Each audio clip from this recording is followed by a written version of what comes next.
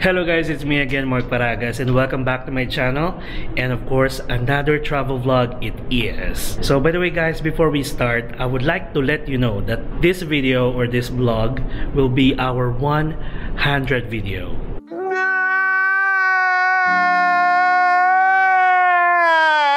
Nakaka-amaze, di ba? Parang kailan lang tayo nag-start. We just started guys last year, 2023. Medyo on-off pa yung ating mga travel vlogs kasi busy sa work, busy sa family.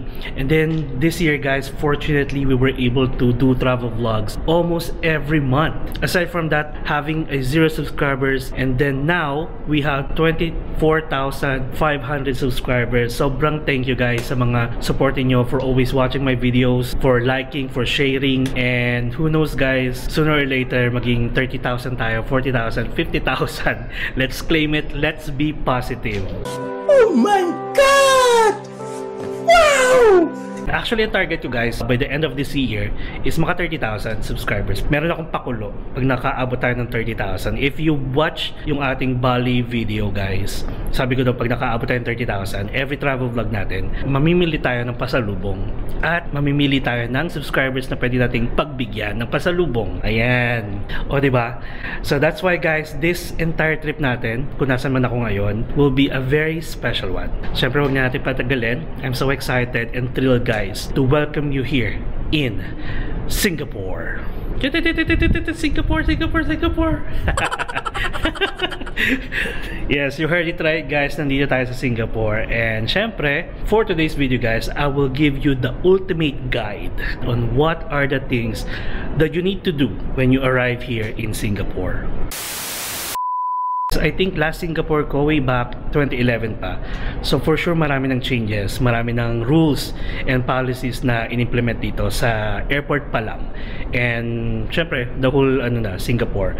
So we'll see kung ano yung experience, kung ano yung paparamdam sa atin. That's why you need to watch and stay tuned to all my travel vlogs here in Singapore. So by the way guys, we flew via Cebu Pacific and our flight time was approximately 3 hours. So guys, if you are going to fly via Cebu Pacific, please note that you will disembark here at Singapore Changi Airport Terminal 4. First things first, paglapag ninyo, let's proceed with the immigration procedures. So guys, upon arrival here in Singapore, you need to follow the signs going to the immigration for immigration clearance. Kahit saang bansa kayo guys pumunta, the first thing that you need to do is to clear the immigration.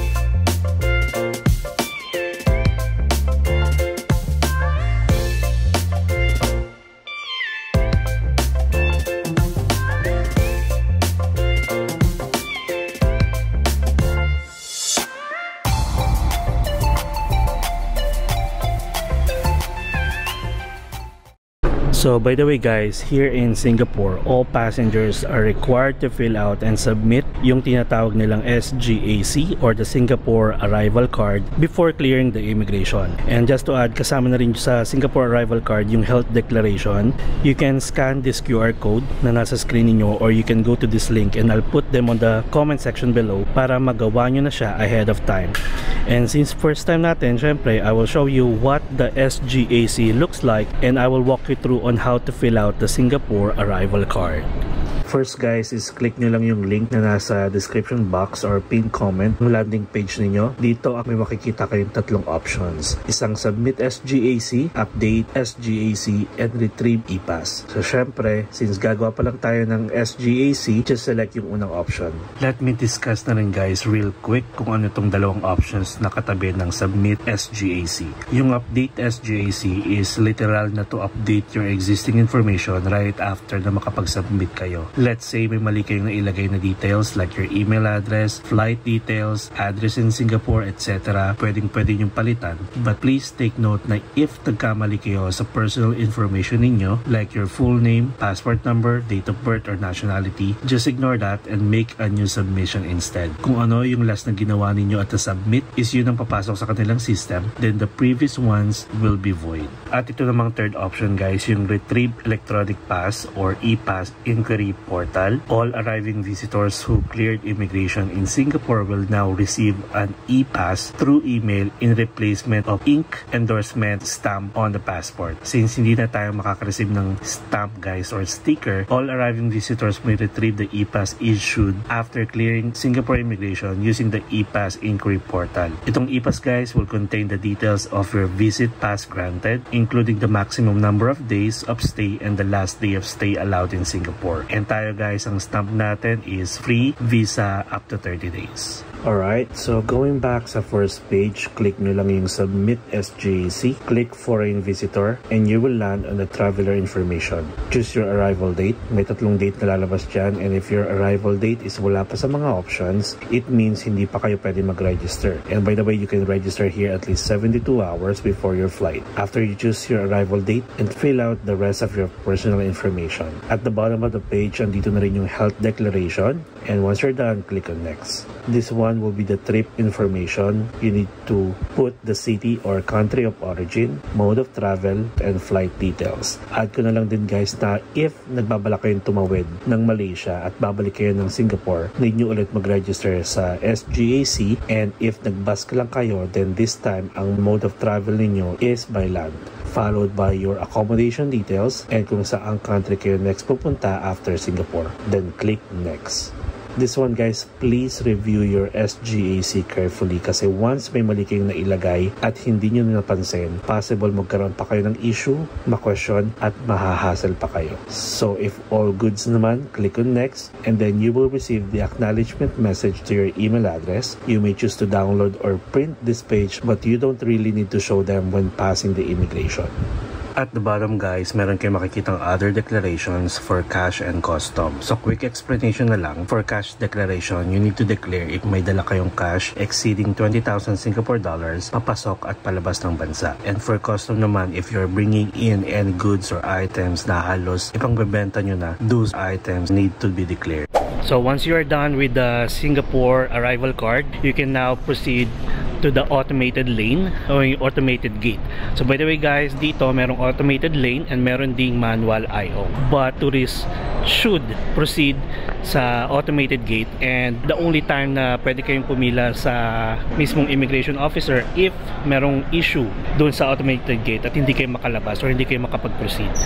So ito yung kanilang automated clearance system guys. So all travelers, including first-time visitors, can now enjoy the automated clearance when arriving at Changi Airport, and no prior enrollment is required. One person at a time. Children below 6 years old must use the manual counters. Kailangan pumila kayo dun sa mga mismong may immigration officers, and here sa automated clearance system, wala ng IO.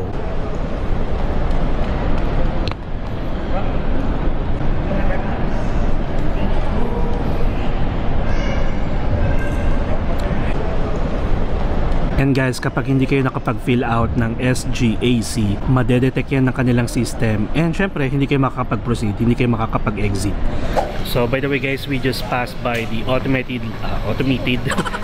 so guys, we just passed by the automated lanes kasi dito guys, wala na silang manual stamp. If you want to retrieve yung inyong e-pass na tinatawag, you can also visit yung mismong Singapore arrival card na website. You can retrieve the e-pass using your passport number or yung disembark and embarkment number, and that e-pass contains the details of the visit pass granted, including the maximum number of stays and the last day of stays allowed here in Singapore. And after that, let's proceed to the baggage counter to claim our luggage.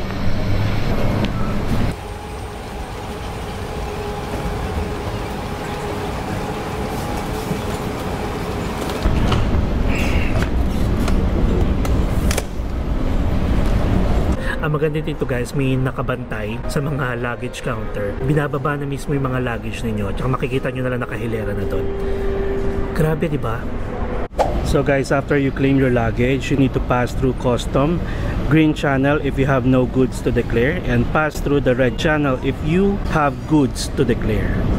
Alright guys, so nandito na tayo sa labas. Kakalagpas lang natin ng custom. So syempre, ang next nyo kailangan gawin is mag-withdraw ng cash. Alright, so maraming ATMs dito guys, and papakita ko sa inyo kung ano yung mga ATMs na available dito sa airport. And again, nasa Terminal 4 tayo. By the way, I just want to let you know na if you have GCash card guys, GCash card has a low exchange and can be used as an easy link dito, like the transportation. You can ride MRT buses and you can just use your GCash card, tap in and tap out, mga ganyan. Dapat physical card guys na meron kayo. Though you can also use GoTime, but if we will compare GoTime and GCash, mas okay si GCash. So if wala pa kayo guys GCash card, I will show you the steps on how to apply or get a card using the GCash app. So bali, login lang kayo guys sa GCash app niyo. Click nyo yung card, click order a card, and click send me a card. Dito ipapakita na agad kung ano magiging itsura ng card niyo with your name on it at kung magkano ang babayaran niyo sa card plus the shipping fee, which is total of 250 pesos. And next is to fill out your delivery information. Once done, make sure to review your personal and delivery address details before making a payment. Click submit and it will prompt you to make a payment. Make sure na lang na may laman mga GCash niyo. Then after that, you just need to wait for your card to be delivered. Make sure guys your delivery details are correct, because once you pay and submit the form, you cannot cancel the order. Your GCash card will be delivered in 4 to 10 business days and GCash will send you an SMS updates. So guys, once you receive your physical card, you just need to go to your GCash app again, click cards, and this time click link my card. GCash will send you a one-time PIN. Input the one-time PIN, enter the card information, and it will ask you to enter the last 4 digits of your card and the virtual account number, which is available at the back of your card. It will ask you to nominate the card PIN for withdrawal purposes, and of course, do not share it to anyone. Click submit, and your card is now linked and ready to use. You can start using it in stores and ATMs nationwide. And then if you prefer naman to have the GoTime, if you have like Shopwise nearest in your area, sobrang bilis lang makapag-process. Tapos within 5 minutes, meron na kayong card. So dito guys, may mga ATMs. And what we are going to do is to try to withdraw using our GCash card. And that's a Visa guys, Visa card.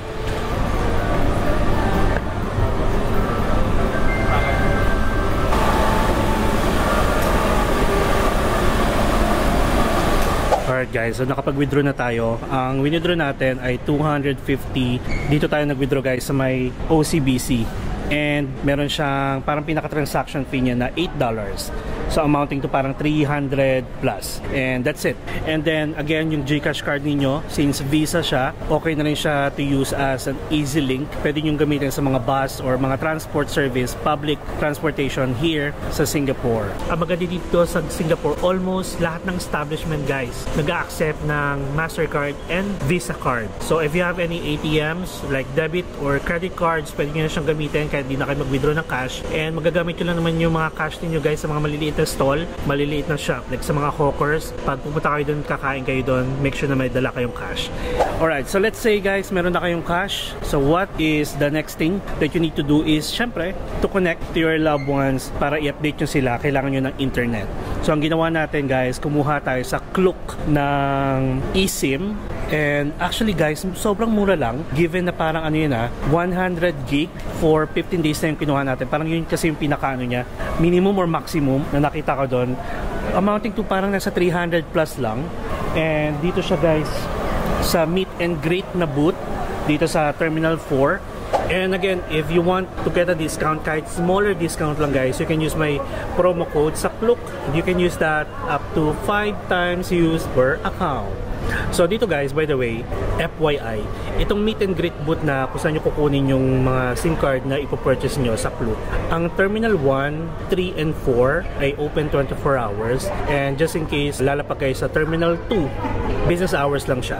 And then, if ever kukuha kayo ng regardless kung SIM card, physical SIM card, or eSIM, katulad ng kinuha ko, kailangan nyo pa rin siyang i-pick upin dito at ibibigay sa inyo yung QR code dito mismo sa kanilang booth.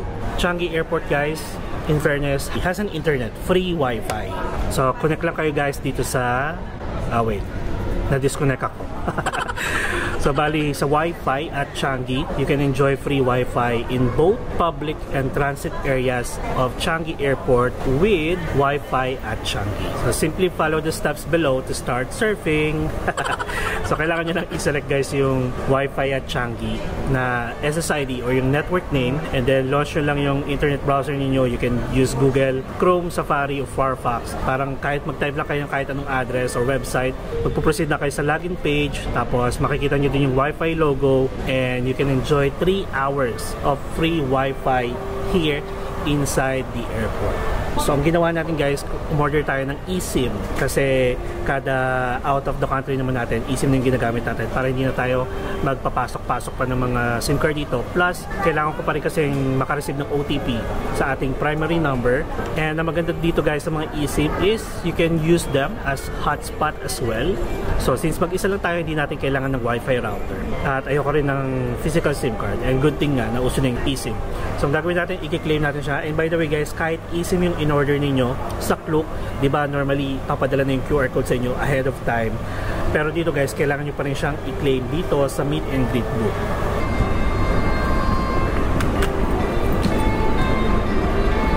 Okay guys, so na-claim na natin yung ating eSIM.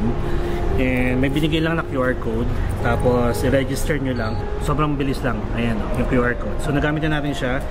And in fairness, mabilis yung internet. And again, that's 100 gig for 15 days. And si ate medyo hindi friendly. Bonggang thank you ako ng thank you. Walang deadma. A few moments later. Time check, it's 10:53 AM pa lang. Actually, marami pa akong time kasi bala ko talaga is maggala-gala muna dito sa airport, pumunta ng Terminal 1, 2, and 3 para makita ko yung Jewel, tapos yung Vortex. Ang peg kasi is dalawa kong luggage. Ang hassle kapag bibit-bitin ko siya tapos magagala-gala ako. Though pwede naman, meron namang mga baggage storage dito guys sa loob ng airport, malapit dun sa may shuttle bus going to Terminal 1, 2, 3 na you can store your luggage for 24 hours. And ito yung mga fee, babasahin ko na lang ha. Small items below 10 kilos, $11 for 24 hours. Big items above 10 kilos, that's $16 per day. Extra large size items, that's $19. So, dito sa Terminal 4, wala ditong SkyTrain going to the other terminals. Meron lang sila shuttle bus going to the other terminals. Pero yung Terminal 1, 2, 3, pwede nyo siyang libutan gamit ang SkyTrain. O diba? Nakakatuwa. Ang lungkot ni Terminal 4.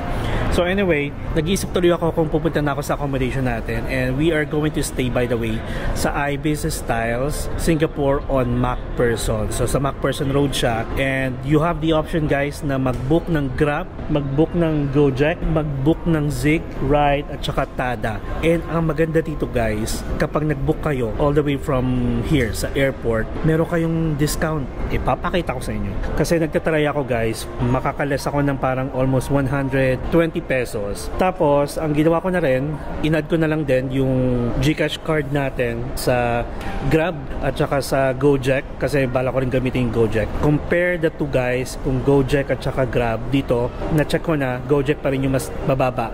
So, try Gojek. Pag naubos nyo na yung mga coupon or promo code nyo sa Gojek, then you can use the Grab. And ayun, ang bala ko sana talaga guys is maglibot-libot, pero siguro punta na lang tayo sa accommodation natin. So siguro yung pagpunta natin ng Jewel and Vortex or to roam around the airport, babalik na lang tayo dito guys kasi meron akong isang vlog. Pupunta tayo sa isang outlet dito guys na malapit dito sa airport. After na lang natin doon, balik tayo dito ng airport guys para naman mapakita ko sa inyo yung mga attractions within the airport mismo. Diba nakakatuwa? And in fairness, malamig dito. So I guess that's it guys, our ultimate guide on what are the things that you need to do when you arrive here at Singapore Changi Airport, especially if this will be your first time. Thank you so much sa pagsama sa akin, and again, welcome to Singapore. So expect more Singapore travel vlogs. So don't forget to subscribe to my channel, Mark Parates Official, and hit the notification bell para updated kayo sa mga upcoming travel vlogs natin, especially here in Singapore. And you can also follow my other social media accounts sa Facebook and Instagram. Enjoy life, enjoy every moment, and follow me as we discover the world one step at a time. See you on my next travel vlog. Mama chup chup. Mwah.